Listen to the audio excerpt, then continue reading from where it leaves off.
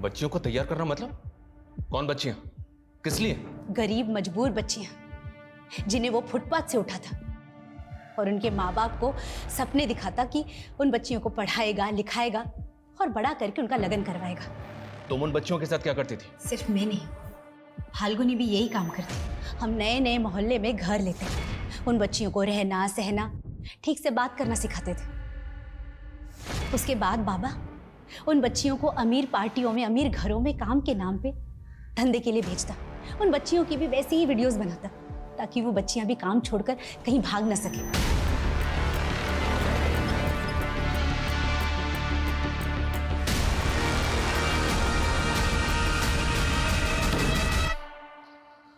लोगों से अपनी बच्चियां दे क्यों देते? ऐसा क्या करता है वो?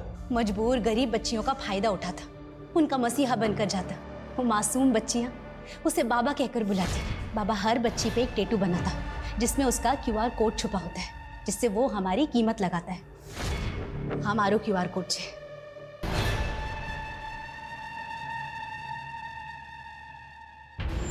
ऐसा टैटू तो हमने उस बच्ची ध्वनि के मां पर भी देखा था।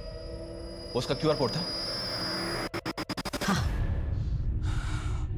और तुम 3 औरतों के डॉक्यूमेंट्स मेहंदी नाम से ही क्यों थे? वो हर बच्ची का नाम मेहंदी ही रखता ताकि अगर कोई कभी पकड़ा जाए तो उसकी असली पहचान सामने ना आ सके। इतना सब कुछ जानती थी तुम उसके बारे में? पुलिस के पास आना चाहिए था ना तुम्हें? हटलो सरल न थे, वो बहुत बड़ा आदमी है। जब ध्वनि आई तो हमें लगा कि यही हमारा परिवार है।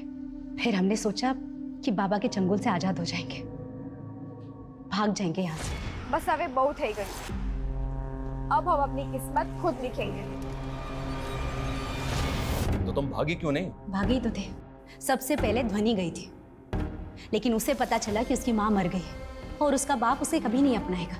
उसके पास रहने के लिए जगह नहीं थी, तो उसने बाबा के पास वापस आने का फैसला किया। उस फंक्शन में तुम तीनों औरतें साथ में गई थी, तो तुम तीनों वहां से भागी?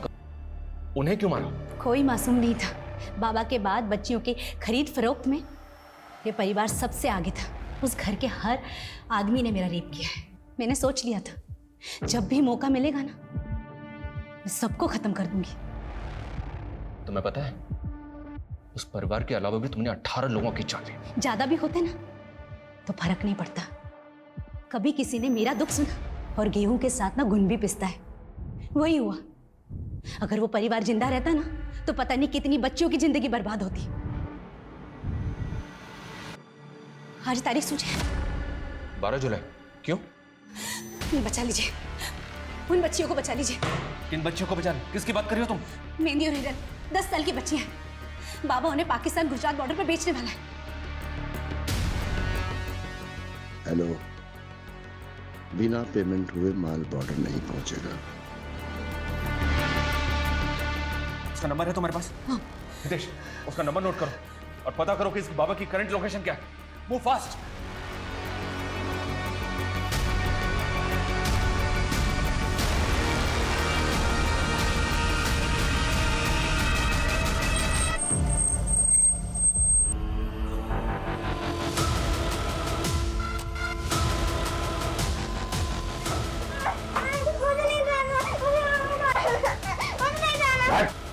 सर, ये बाबा आसिफ अंसारी, ये ऑनलाइन न्यूज़ पोर्टल चलाता है सर।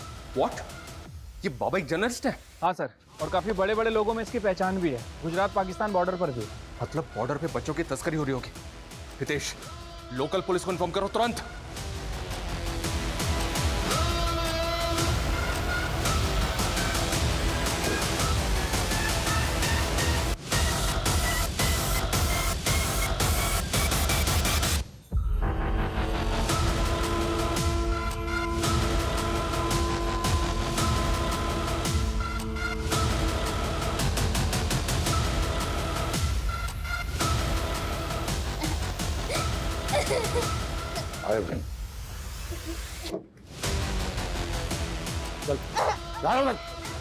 चल, से शॉट शॉट शॉट अंदर। इसको पकड़।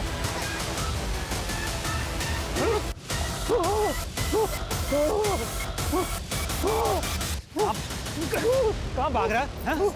बच्चों को लेके जाएगा? चल चल। इन्हें चाइल्ड वेलफेयर वालों को फोन करो और इन दोनों बच्चियों को इनके माँ बाप तक पहुंचाने का इंतजाम करो। इस केस में एक के बाद एक कई लेयर्स खुलती चली गई और एक बड़ा रैकेट पकड़ा गया जो गरीब मासूम बच्चियों को, लड़कियों को इस पेशे में धकेलता था। यह केस इस ओर भी इशारा करता है कि एक इंसान, एक नागरिक के रूप में हमें बेहद सतर्क रहना होगा, क्योंकि अच्छी जिंदगी का सपना दिखाकर कईयों की जिंदगी उजाड़ देने का प्लान बनाए। पर बहुत कम लोग ये जान पाते हैं कि अगर हम अपने माँ बाप को, अपनों को जीत लें तो जिंदगी में कुछ भी जीतना मुश्किल नहीं है। लेकिन कई बार ये कोशिश ना सिर्फ नाकाम होती है बल्कि गलत मोड़ भी ले आ सकती है। दोनों ही तरह की गलती और नासमझी जीते जी जिंदगी को जहन्नुम बना सकती है। तेरे पप्पा को भी पता चल गया होगा, आ रहे होंगे अभी। नहीं मम्मी, आपको तो पता है ना, एग्जाम के दिन मुझे 104 बुखार था। एना माटे मारू पेपर सारू नतु गयो। आप पप्पा को बोल देना प्लीज। हाँ, बात मने नहीं, तारा पप्पा ने समझाओ। लेकिन मम्मी,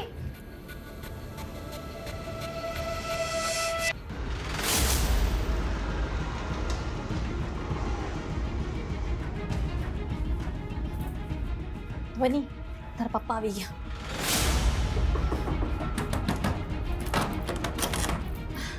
आपके लिए चाय बना दूं गरमा गर्म, या फिर सीधा खाना खाओगे आप? મને ક્યાં છે? મને ક્યાં છે? મને બોલો, મને જોઈને ભણવાનું નાટક કરે છે? बाईपास पर एक लड़की की बॉडी मिली है सर। डॉक्टर का कहना है कि लड़की की बॉडी में जहर भी है। देखने से तो ये रोड रेज का केस भी लग रहा है, बट व्हाटएवर इट इज, ये कोई नॉर्मल रेप केस तो नहीं है।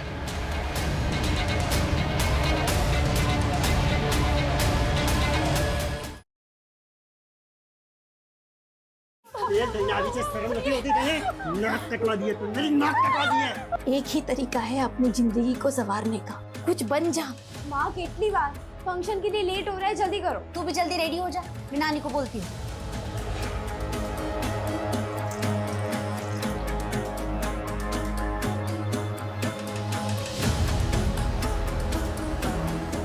आ जाओ, तारा माटे खा लेना।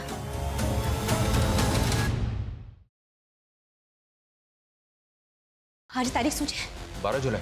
क्यों?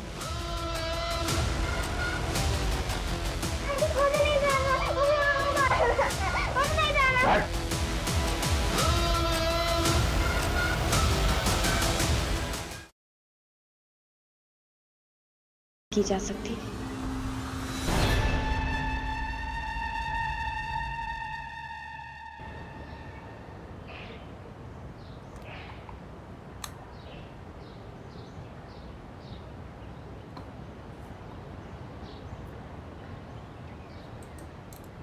ध्वनि, क्या आती तू?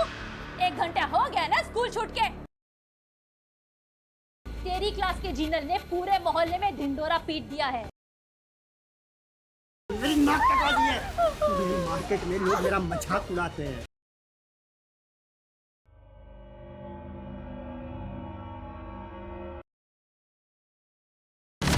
बताओ। ધ્વનિ નામ છે મારું, અને હું મારા મમ્મીની ફેવરેટ છું। पहली डिग्री है, હું તને બહુ પ્રેમ કરું છું ને હંમેશા तेरे साथ रहूंगी। याद तो बहुत आएगी मुझे तेरी।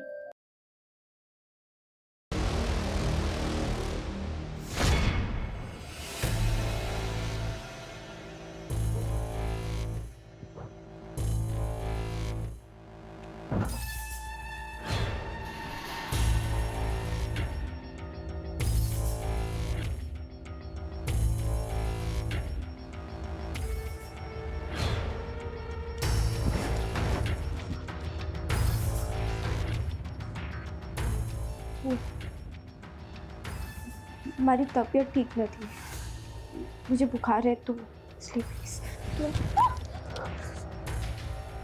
तो बोले थे हाँ वारंवार तारी तबियत खराब થઈ જાય છે। આજે તને દેખાડ દો કેવી રીતે તબિયત।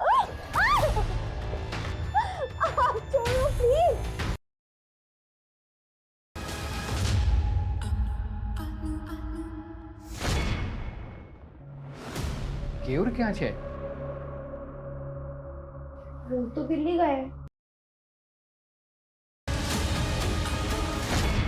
रामखोर मारा पर खोटो आरोप मुकी रही है।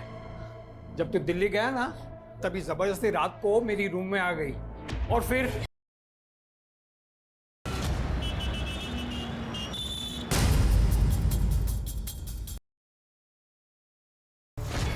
ध्वनि नो फोन आया, वो तो बहुत रो रही थी। वो उसके साथ जबरदस्ती हो रही है, रेप हो रहा है उसका। हमें पैसे की जरूरत थी तो मैं नौकरी के लिए निकली। मेरा बेटा छोटा है तो मैं वो फुल टाइम जॉब नहीं कर पाऊंगी। पार्ट टाइम जॉब रहेगा ना तो वो मैं कर लूंगी।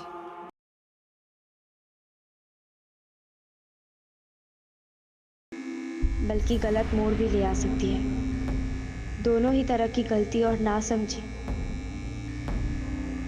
जीते जी जिंदगी को जहन्नुम बना सकती है, जिसकी भरपाई जान देकर भी नहीं की जा सकती।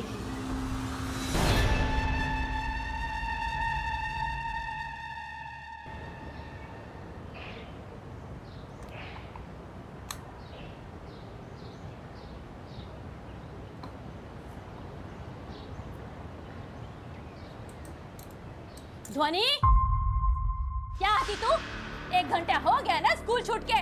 मम्मी કેટલો વરસાદ હતો, सब जगह पानी भर गया है। अच्छा, पड़ोस के बच्चे तो सारे आ गए घर पे।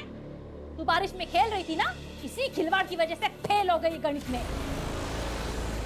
मोड़ू सुजुआ छे, तेरी क्लास के जीनल ने पूरे मोहल्ले में ढिंडोरा पीट दिया है। तेरे पप्पा को भी पता चल गया होगा, आ रहे होंगे अभी। नहीं नहीं मम्मी, आपको तो पता है ना, एग्जाम के दिन मुझे 104 बुखार था। एना माटे मारू पेपर सारू नतु गયું। आप पप्पा को बोल देना प्लीज। हाँ, बात मनी नहीं, तारा पप्पा ने समझाओ। लेकिन मम्मी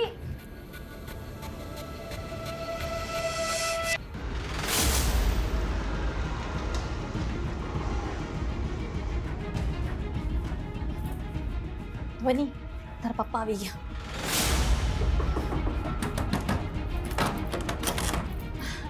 आपके लिए चाय बना दूं गरमा गर्म, या फिर सीधा खाना खाओगे आप? ધ્વનિ ક્યાં છે? ધ્વનિ ક્યાં છે? ધ્વનિ બોલો, મને જોઈને ભણવાનું નાટક કરે છે?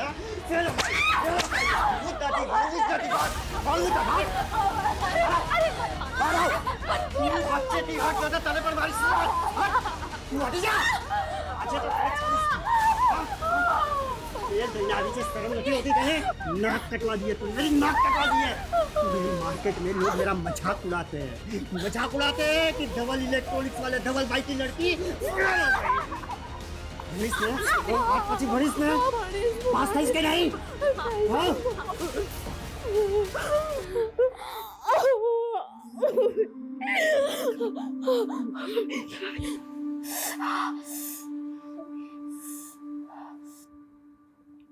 मम्मी, मैं बहुत बुरी हूँ ना। मेरे वजह से पापा ने आपको भी चिल्लाया। सांभड़ बेटा, तू मुझे देख रही है ना, मैं नहीं चाहती कि तू मेरे जैसी जिंदगी जिए। तने खबर छे, मैं नर्स बनना चाहती थी। देख क्या बनकर रह गई। ध्वनि, एक ही तरीका है अपनी जिंदगी को संवारने का। खूब मन लगाकर पढ़ाई कर, कुछ बन जा, अपने पैरों पर खड़ी हो जा, और फिर अपनी जिंदगी अपनी तरीके से जी। समझ रही है ना बेटा? आराम से।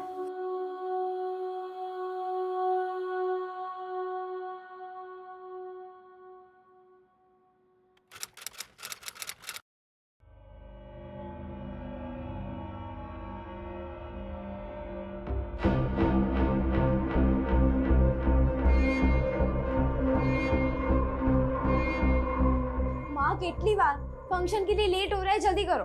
अरे हाँ हाँ, मैं रेडी हो रही हूँ, तू भी जल्दी रेडी हो जा। मैं नानी को बोलती हूँ।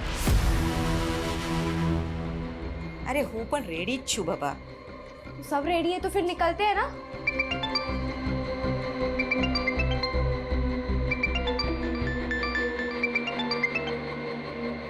हेलो, तुम लोग फंक्शन के लिए निकले या नहीं?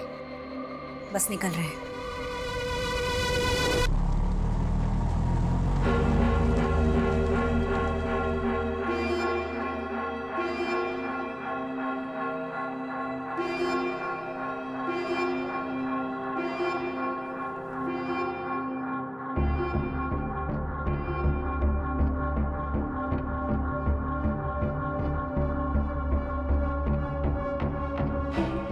माँ,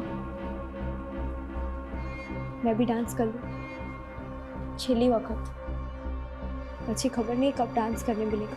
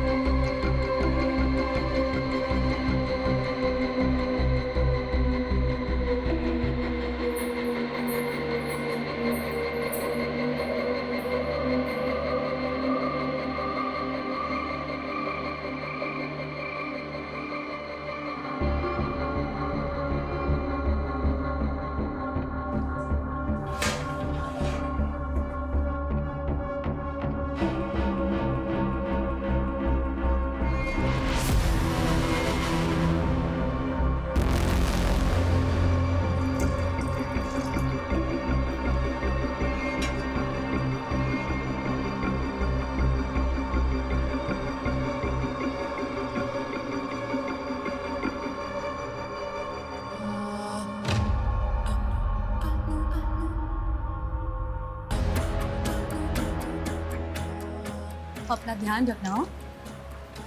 आप भी ना, तने बहु मिस करीस। प्लीज मेरे को छोड़ के मत जाओ ना। ऐसा मत कर बेटा, तुझे पता है कि इतनी हिम्मत से ये फैसला लिया है। खबर नहीं હું તારા વગર કેવી રીતે રહીશ? हाँ हाँ बराबर છે। તું સારા પ્યાર બેટી पे લૂંટા દે। माँ तो तारे माटे काई नहीं। हाँ, छोड़ दूंगी तेरे को। ठेका नहीं ले रखा है मैंने तेरा। माँ? कैसी माँ? क्या किया है तूने मेरे लिए? अपना रिश्ता ना एक समझौता है, उससे ज्यादा कुछ नहीं। और वो भी ना आज खत्म हो जाएगा।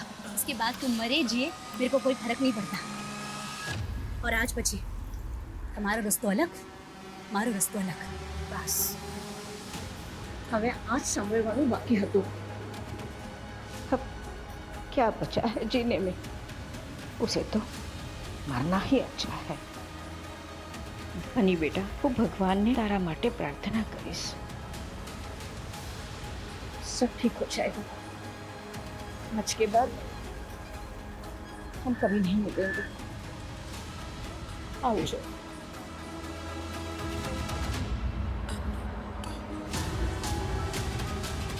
मैं नानी को बहुत मिस करूंगी, जो भी हो, पर वो मेरा बहुत ध्यान रखती थी। मैं तो कल स्कूल के टिफिन में भी खीर लेके जाऊंगा। सारू छे।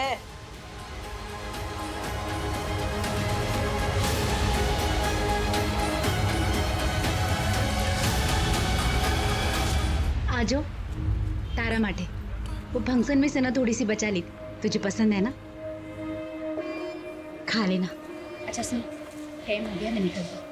मम्मी, आटलो બધો પ્રેમ કરે છે, मुझे छोड़ के क्यों जा रही हो?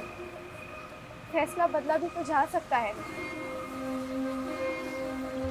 नहीं, वो लेट થઈ ગઈ છે, तो अपना ध्यान रखना। मैं निकलती हूँ।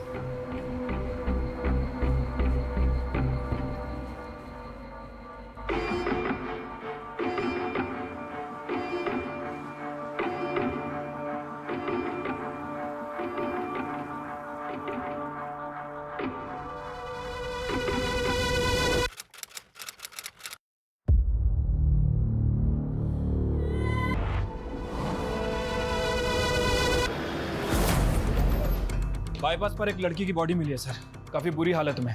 लड़की के साथ रेप भी हुआ है। उसके बाद किसी भारी चीज़ से उसके सर पे वार किया गया है और शायद मरने के लिए बाईपास पर फेंक दिया गया है। सर डॉक्टर का कहना है कि लड़की की बॉडी में जहर भी है। मेटलिक पॉइजन है, खाने के साथ दिया जाता है। अगर कम मात्रा में दिया जाए तो स्लो पॉइजन की तरह काम करता है, लेकिन इस केस में मात्रा बहुत ज़्यादा है। लड़की के पास समय बहुत कम है सर।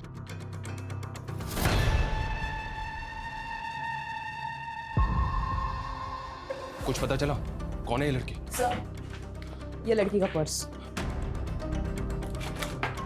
बस यही मिला है? कार्ड, कैश कुछ नहीं? नहीं सर। रेपिस्ट ने इतनी दरिंदगी दिखाई और मरने के लिए जहर दिया। आज तक किसी भी केस में मैंने इसे देखा नहीं है। या हो सकता है जहर देना भी प्लानिंग का हिस्सा हो। देखने से तो ये रोड रेज का केस भी लग रहा है, but what ever it is, ये कोई नॉर्मल रेप केस तो नहीं है। सर लड़की की बॉडी पर कोई डीएनए कोई सीमेंट सैंपल नहीं मिला है। और सर बाईपास पर इतनी गाड़ियां चलती है, कैसे पता लगाएंगे कि उस लड़की के साथ इतनी हैवानियत किसने की है? एक काम करो, क्राइम सीन पे चलने की तैयारी करो। Yes sir.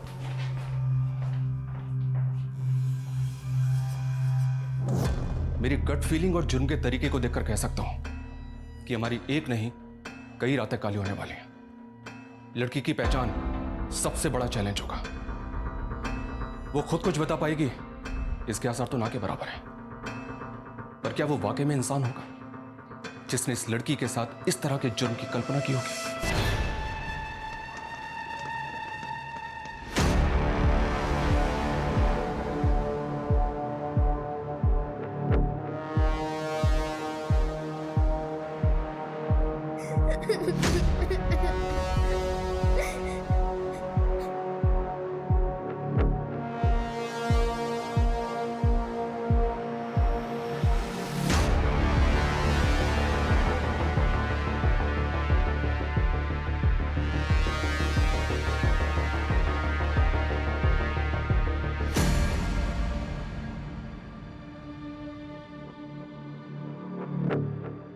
बेटा आंखें खोलो बेटा, क्या नाम है तुम्हारा बताओ? ધ્વનિ ધ્વનિ નામ છે મારું અને હું મારા મમ્મીની ફેવરેટ છું અને હું એમને બહુ પ્રેમ કરું છું. अरे बस कर હવે, सबको पता चल गया. चले घरे ચાલે. તારું નામ શું છે બેટા?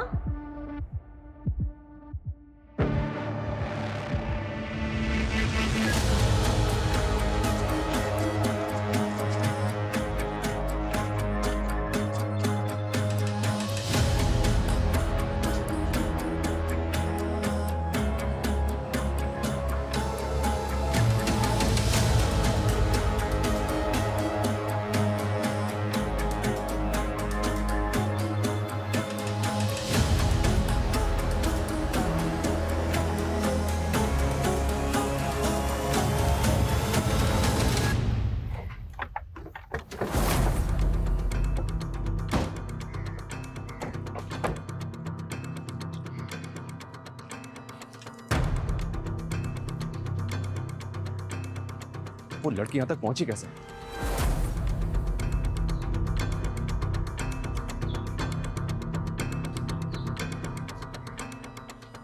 ए सुनो, तुम रोज इसी जगह खड़े होते हो? किसी एक जगह पे तो नहीं रहता हूँ साहब, पूरे एरिया में घूमते रहता हूँ।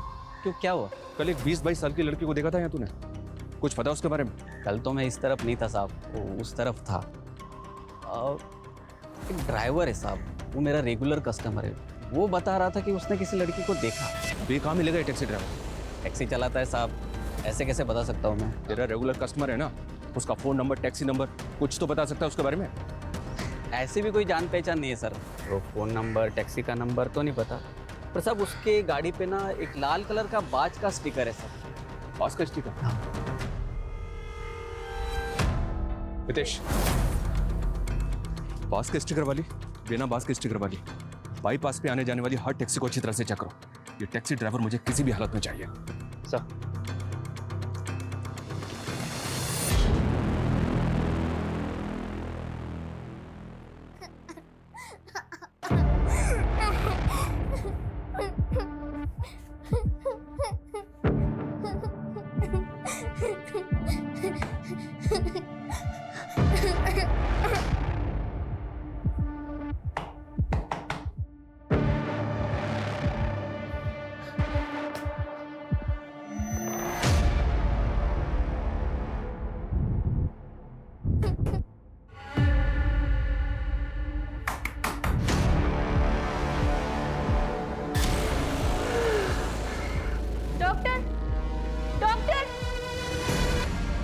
તું તો મારી વાલી દીકરી છે, હું તને બહુ પ્રેમ કરું છું ને હંમેશા તેરી साथ रहूंगी.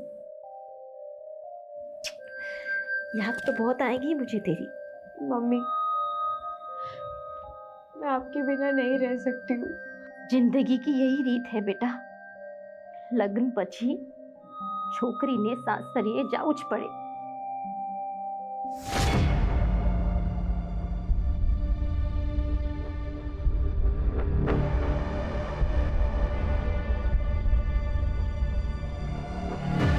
इस फुटेज में तो ये लड़की बिल्कुल ठीक लग रही है और इसके तकरीबन 2 घंटे के बाद ये बाईपास में मिली। इसका मतलब जो कुछ भी हुआ है इन्हीं 2 घंटों के बीच में हुआ है। हितेश एक काम करो, ये टैक्सी ड्राइवर जहां भी मिले उठाओ इसे। साहब मुझे क्यों बुलाया, मैंने क्या किया है? उस दिन बाईपास रोड पे इसी लड़की को लेके गया था ना तू? हाँ साहब, हाँ तुम्हारो काम छे।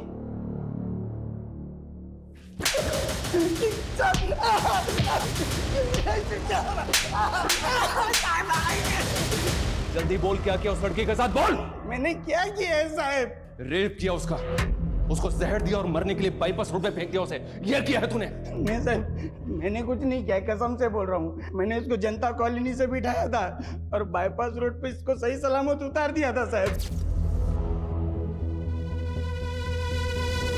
उतार दिया या फेंक दिया? साहब मैंने फेंका नहीं साहब, जब मैंने उसको उतारा तो वो सही सलामत थी साहब। वहाँ पे एक चाय वाला भी था, उसने सब कुछ देखा है, अब उससे पूछ लीजिए ना।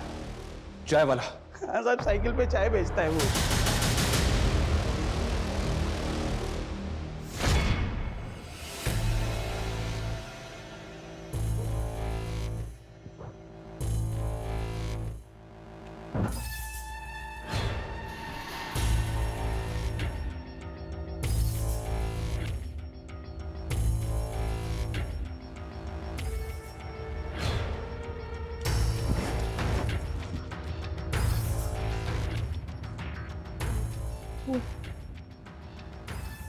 हमारी तबीयत ठीक न थी, मुझे बुखार है तो इसलिए प्लीज।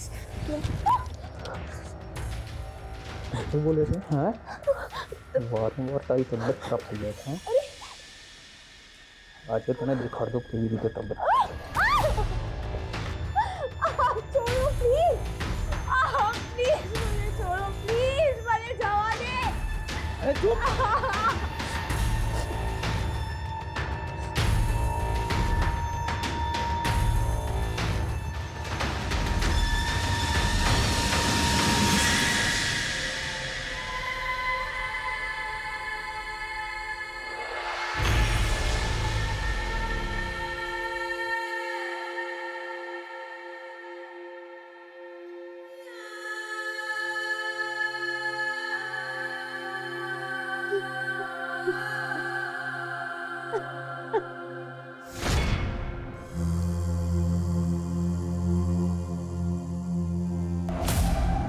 सर, ये न्यूज़ देखी आपने? कल रात जनता कॉलोनी के घर में फंक्शन था और आज मातम मनाने वाला कोई भी नहीं बचा, क्योंकि किसी ने खाने में मेटालिक पॉइजन मिला दिया था, जिससे फैमिली के चारों लोग नींद में ही मारे गए। संगीत में आए 18 मेहमान अस्पताल में भर्ती। एक मिनट, उस लड़की ने भी टैक्सी इसी कॉलोनी से ली थी और उसकी बॉडी में भी यही जहर मिला है, तो पूरी पॉसिबिलिटीज है कि उसे भी जहर इसी फंक्शन में दिया गया। हितेश, मूव।